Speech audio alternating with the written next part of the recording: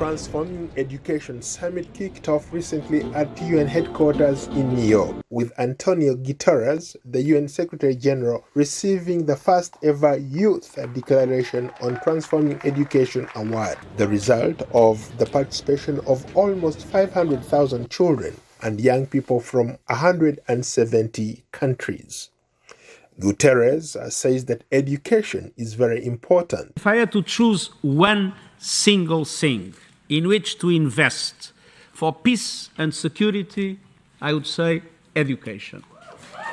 If there was one single thing in which we should invest to reduce the dramatic inequalities in the world, I would say education. The Education Summit provides a unique opportunity to elevate education to the top of the global political agenda and sow the seeds to transform education. Today we are also marking the culmination of the youth-led process to gather the demand, vision and commitments for transforming education, leading to the first ever Youth Declaration on Transforming Education. Jeremiah Thoronko, a Sierra Leonean student, invented a device that uses kinetic energy from traffic and pedestrians to generate clean power, and was the recipient of the Global Student Prize 2021.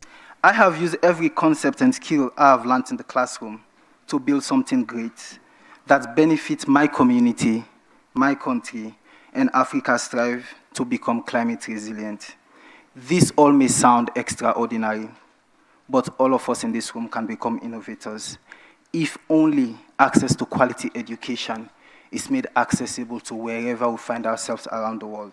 The UN estimates that 64% of children worldwide cannot read or write or understand a simple story, and that 840 million young people will leave school in their teens with no qualification or skills for the future workplace. If a girl completes secondary education, never mind if the quality isn't even there yet, as it should be there. Never mind if it's just being in the four walls of a classroom up to the end of secondary school, that risk of infection reduces by 50%. Pandemic is more than health. As you can see, it's education. As world leaders gather in New York to address education challenges worldwide, some schools in Ivory Coast are taking harsh measures and vow to expel, quote, losers to boost grades, a move that is seen by many as controversial. The measure is an old one brought back by authorities in the hope of raising the general standards of education in the West African country, prohibiting any pupil with an acceptable grade from pursuing their studies.